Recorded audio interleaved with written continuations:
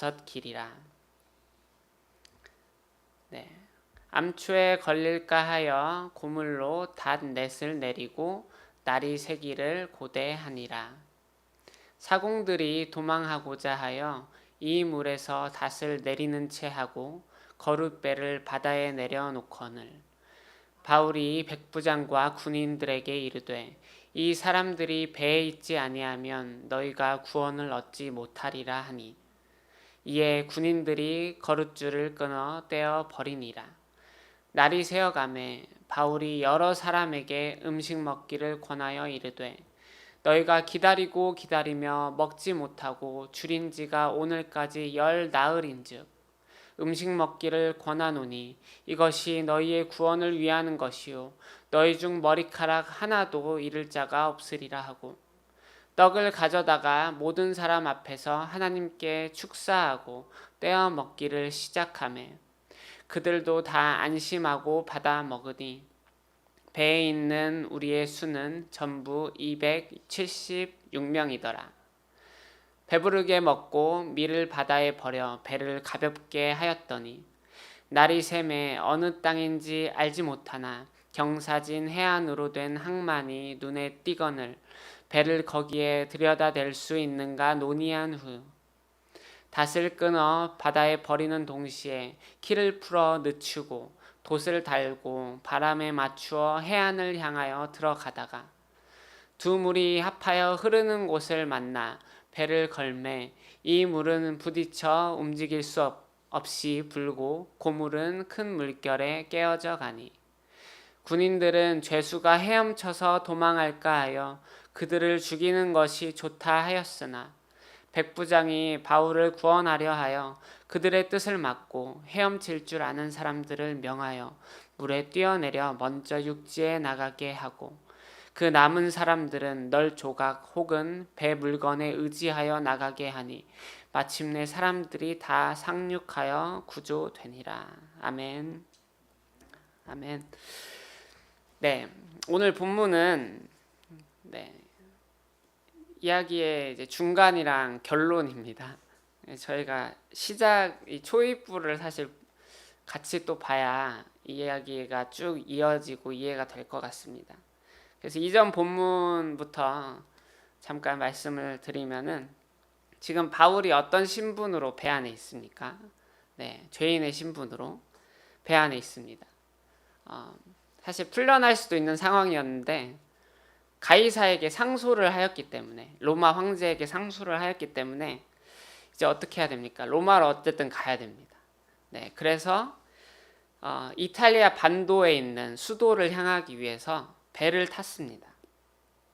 그래서 배를 타고 가는데 어떻게 됐습니까? 네, 바울이 이거 배 타고 가면 안 된다 그랬는데 네, 죄수의 말을 안 듣겠죠. 당연히 안 듣고 가다가 이제 큰 광풍을 만났습니다. 그 광풍과 풍랑 속에서 그냥 잠깐 지나가는 태풍이 아니라 하루, 이틀, 3일이 지나도 사라지지 않는 그 폭풍과 같은 시간들을 끊임없이 지내야만 했습니다. 상상만 해봐도 죽겠구나 싶은 상황이었을 것 같습니다. 네. 20절을 본문엔 없지만 이전 본문에 20절을 하나 읽어드리겠습니다. 여러 날 동안 해도 별도 보이지 아니하고 큰 풍랑이 그대로 있음에 구원의 여망마저 없어졌더라. 구원의 여망마저 없어진 상황 속에서 오늘 본문을 맞이했습니다. 광풍을 만난 지가 오늘 본문을 보면은 열 나흘째라고 했습니다. 그러니까 14일 동안 이 풍랑 속에서 막 표류를 한 것이죠. 14일 동안. 네, 참 상상이 안 되는 상황입니다. 그래서 구원의 내가 이제 못 살겠구나, 내가 이제 죽겠구나 이런 생각이 들 수밖에 없는 상황 속에서 좌절하고 버텨내지 못하겠구나, 포기하겠구나라고 생각이 들 법한 그들이 오늘 본문을 보면 어떻게 됩니까? 한 사람도 죽지 아니하고 모두가 살아나는 것을 보게 됩니다. 14일을 버텨낼 뿐만 아니라 한 사람도 죽지 않고 살아나는 놀라운 일이 일어났다는 것입니다. 어떻게 이런 일이 있을 수 있었을까? 참. 근데 여기서 이제 한 가지가 더 묵상이 되었습니다. 또 한 가지 놀라운 것이 있었는데, 이 본문에서 보면은 바울이 더 이상 어떻습니까? 죄수의 모습이 아닙니다. 정신적인 지주가 돼가지고 이 사람들을 백부장보다 더 정말 위대한 리더십으로 이끕니다. 이게 왜 놀랍냐면, 바울이 지금 죄인 말씀드렸듯이 지금 위대한 사도의 모습이 아닙니다. 지금 교회 안에서 이분들을 이끌고 있는 상황이 아니라, 인정받는 모습으로 있는 목회자가 아니라 죄인의 신분으로 배에 탄 겁니다. 믿지 않는 사람들과 배에 탔는데, 처음에는 백부장이 무시했잖아요. 바울 말. 우리가 여기 배에 타면 안 된다고 했지만 그 선장이 순항할 거다 하니까 선장 말 믿고, 당연히 이런 상황이었죠.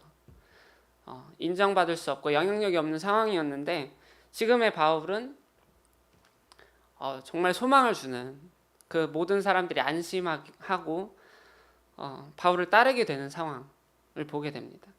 그래서 오늘 본문에 이제 이 사공들이 우리라도 살아야겠다고 막 도망가려고 하는 장면이 있습니다.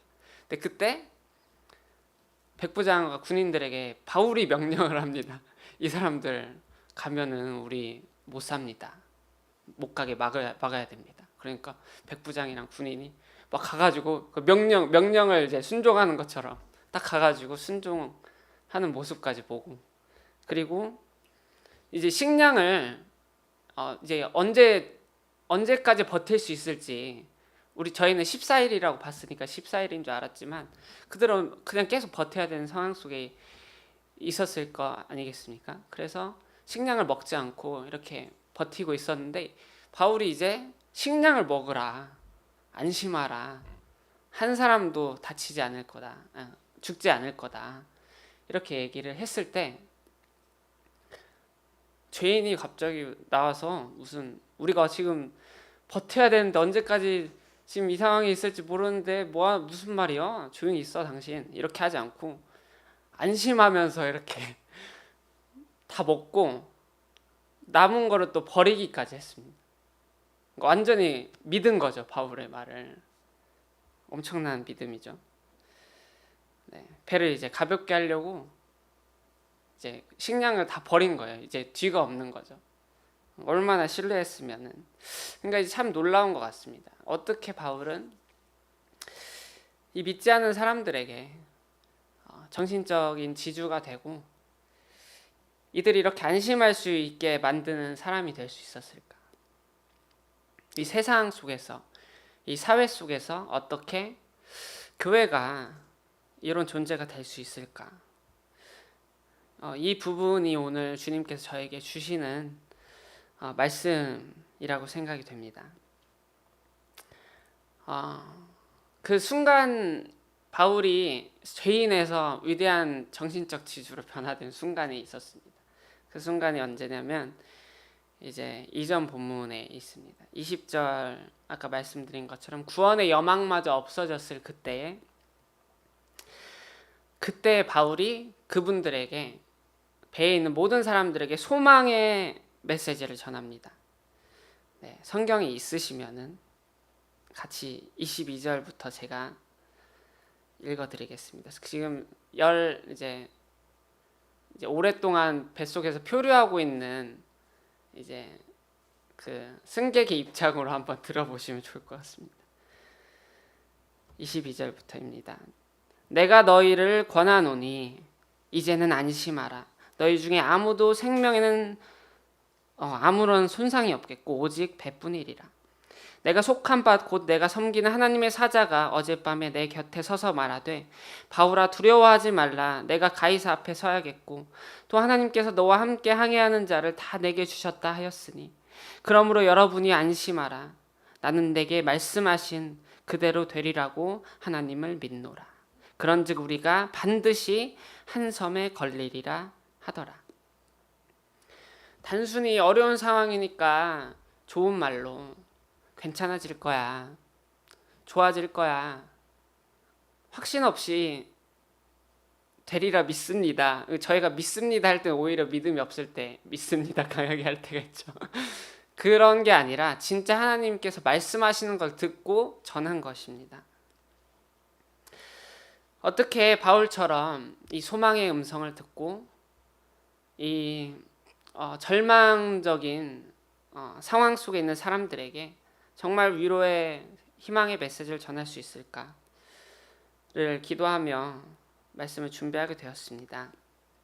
요즘 뉴스들을 보면은 정말 뉴스 보기가 싫을 정도로 참 괴로운 뉴스들이 많습니다. 원래도 뉴스가 그랬지만 요즘은 참 더한 것 같습니다. 네, 참 이 나라가 그 광풍송을 하게 있는 것이 아닌가 그런 생각까지 드는 느낌을 받는데요. 수많은 뉴스 중에서 최근에 그 신림동 등산로에서 한 여성분이 이제 교사셨죠. 이분도 교사셨죠. 무자비하게 폭행당하고 결국에는 죽음에 이르게 되신 그 사건을 아마 아실 것입니다. 그리고 그 범인이 조사를 해보니 은둔형 외톨이였다는 것을 이제 밝혀냈다고 뉴스에 나왔었습니다. 은둔형 외톨이 아시죠? 네, 보신 적 있으십니까 혹시? 네, 은둔형 외톨이, 그 외톨이 중에서도 청년들이 참 많이 은둔형 외톨이가 되고 있다고 합니다. 네, 올해 1월 서울시에서 조사한 내용입니다. 지난 1월 18일 서울시에 따르면 취업난과 심리적 어려움 등으로 인해 서울 청년 100명 중에 4.5명이 자신의 집이나 방에서 나오지 않고 사회와 단절되는 것으로 나타났다. 주로 실직, 취업의 어려움, 인간관계 등 심리적, 정서적 원인에 의해 많은 청년이 은둔형 외톨이가 된다. 빠르게 변화하는 현대사회의 특성상 이에 적응하지 못하고 소외되는 은둔형 외톨이가 점차 증가할 것으로 예측된다. 서울시의 조사에 따르면은 서울 청년의 20명 중에 1명이 은둔형 외톨이입니다. 요즘 반에 학생이 20명 정도 왔다 갔다 한다고 합니다. 그 중에 반에 1명이 은둔형 외톨이가 되는 것입니다. 은둔형 외톨이의 범죄와 같이 이해하기 어려운 범죄들이 늘어난 이유는 단순히 그 범죄자 개인의 문제만은 아닐 것입니다. 다양한 사회적 원인들, 총체적인 문제들이 집합이 돼서 나타나는 것이라고 생각이 됩니다. 경제의 문제, 저희 교육, 학교의 문제, 그리고 가정의 문제, 그리고 개인 이기적인 그 생각들이 팽배해지고 있는 이 사회의 문제, 그리고 마지막으로 은둔형 외톨이가 집에서 뭐 하겠습니까? 네, 돛 닦고 있지 않을 것입니다. 계속 그 네모 안에 갇혀서 미디어에 계속해서 노출돼서 살아갈 것입니다. 근데 그 미디어들이 지금 참 왜곡된 메시지, 참 자극적인 메시지들을 전하고 있죠. 이런 은둔형 외톨이 청년들의 문제, 이 모습을 보면서 또 한번 저희 사회의 어려움이 얼마나 깊어지고 있는가에 대해서 생각해 볼 수 있는 것 같습니다. 그렇다면 이 사회 속에서 교회는 어떻게 존재해야 될까요? 바울과 같이 정말 절망 속에 있는 사람들에게 어떻게 소망의 음성을 전할 수 있을까요? 오늘 바울의 모습이 그 방향을 보여줍니다. 이 바울의 모습을 계속해서 묵상했습니다. 이 바울이 오늘 소망의 메시지를 전할 때 천사가 와서 이제 얘기했다고 합니다. 정말 생생하게 그 음성을 듣고 전하는 사람이었습니다. 어떻게 그럴 수가 있었을까? 저희가 주님과 생생한 대화를 나누기 위해서 무엇이 필요할까요? 네, 금식 기도가 필요할까요? 막 끌어안고 하루 종일 산기도 하는 것이 필요할까요? 저는 그것은 종교적인 것이라고 생각합니다. 저희 기독교의 핵심은 복음입니다. 오늘이 아니죠. 최근에 있는 수련회에서 로마서를 묵상한 것이 참 너무 감사하고 좋더라고요. 혼자 읽으면 무슨 소리인지 모르겠는데 목사님께서 너무 잘 정리를 해주셔가지고 그 메시지가 너무 분명해졌습니다. 하나님의 의를 얻은 자의 그 모습과 삶이 무엇인지. 근데 놀랍게도 바울은 저희는 이것을 이제 정리된 것을 암기하죠. 근데 바울은 이것을 정말 경험에서 처절하게 알게 돼서 직접 쓴 거 아니겠습니까? 어디서 보고 참고 문헌해서 쓴 게 아니라 처음부터 끝까지 자기가 생생하게 경험한 이 복음에 대해서 정리를 한 것입니다. 저희도 정말 암기된 복음을 얘기하는 것이 아니라 정말 생생하게 깊게 경험된 그 복음을 정말 하나님의 의를 얻은 자로서 하나님께 나아갈 때 그때 저희가 생생한 주님과 대화가 될 거라는 생각이 들었습니다. 왜냐하면 정죄함이 없다라는 믿음이 없으면은 거룩하신 하나님께 나아갈 수 없고 그분이 내 안에 거룩하신 분께서 계신다는 게 믿어지지도 않고 어떻게 생생한 대화가 되겠습니까? 네. 제가 올해 주님께서 올해 중에 저에게 주신 마음이 있었습니다. 율법의 언어에서 사랑의 언어로 너의 언어가 변화돼야 된다. 그러려면은 매일 그 하나님의 의의가 예수 그리스도의 그 속죄, 완전한 속죄가 매일 삶 속에서 경험이 될 때까지 바라보고 묵상하는 것이 너의 기도의 시작이 되라. 네, 기도가 저희가 영적 전쟁하면서 막 치열하지 않습니까? 내가 다 짊어지고 뭔가 이렇게 막 전장을 휘저으면서 막 나가야 될 것 같은 그것도 있지만 그것에 앞서 우리에게 이미 이 기도가 가능하게 된 그 근거, 그 하나님의 의가 나에게 주어졌다는 그 은혜를 정말 매일 저희가 믿고 오늘도 분명하게 믿고 그렇게 하나님께 나아갈 때 그때 주님의 음성이 분명해지고 주님의 뜻과 대화가 분명해질 거라는 마음을 주셨습니다. 근데 이제 이 복음만 붙잡는 것도 영적 전쟁입니다. 네. 하지만 정말 제가 이것을 붙잡고 기도하며 나아갔을 때 매일 그러지는 제가 못하지만 죄송하게도 치열하게 하려고 하고 있습니다. 이것이 진짜 다시 믿어졌을 때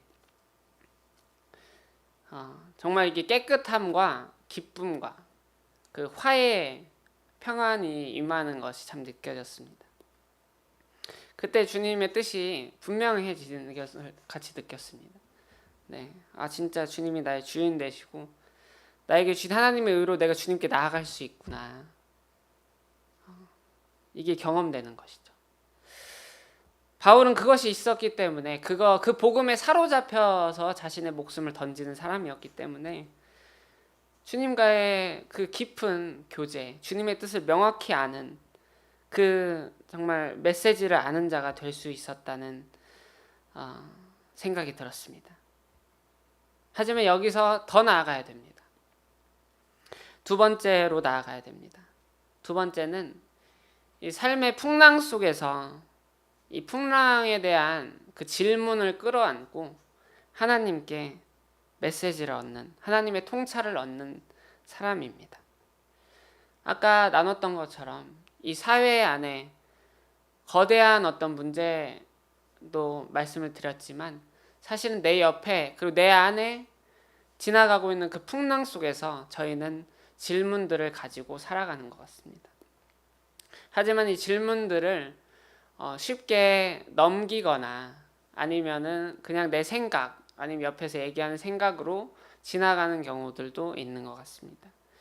하지만 그것이 아니라 그 질문들을 끌어안고 정말 주님과 그 깊은 관계 속에서 계속해서 묻고 기다리고 할 때 주님께서 이 절망 속에 있는 상황과 그 어려움을 희망으로 바꿀 수 있는 메시지를 분명히 제 주시는 것들을 제 삶을 통해서 경험을 해왔습니다.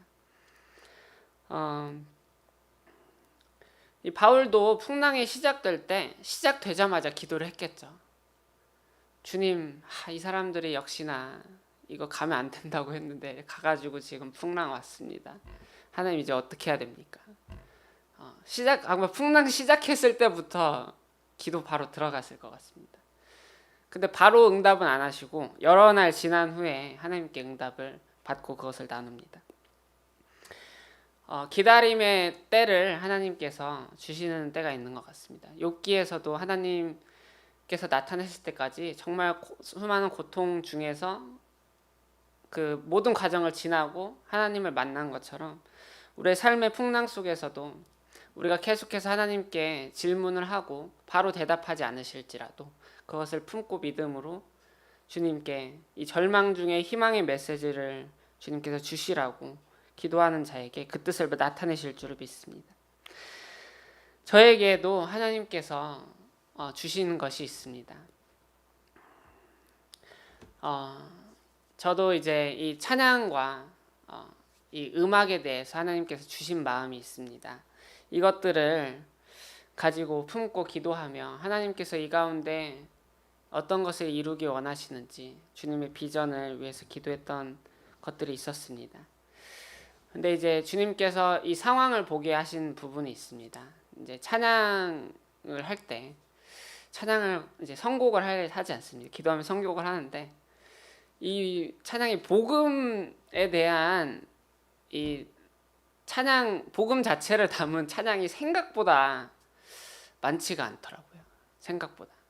찬송가는 그래도 많이 있는데 찬양 중에는 생각보다 이 복음에 대해서 우리가 정말 믿는 이 핵심에 대해서 담고 있는 찬양이 많지가 않다는 것을 깨닫게 해주시고 저에게 작은 소망을 하나 주셨습니다. 정말 이 복음을 담은 찬양, 그 찬양들을 써내려가는 것에 대한 소망을 주셨습니다. 그리고 그 복음을 아는 자가 전하게 되는 그리고 하게 되는 삶이 선교인데 이 선교에 대한 메시지를 담은 찬양도 참 많이 없구나. 그래서 그 삶을 담은 찬양도 참 쓰고 싶다라는 그런 마음을 주셨습니다. 그리고 지금 세대 안에서 저희가 나눠져 있습니다. 교회 안에도 세대의 격차가 있습니다. 그래서 찬양도 보면은 아예 이제 그 어르신들을 위해서 전문적으로 이렇게 타겟을 해서 하는 찬양이 있고 젊은 층을 타겟으로 해서 하는 찬양이 있습니다. 찬양팀이.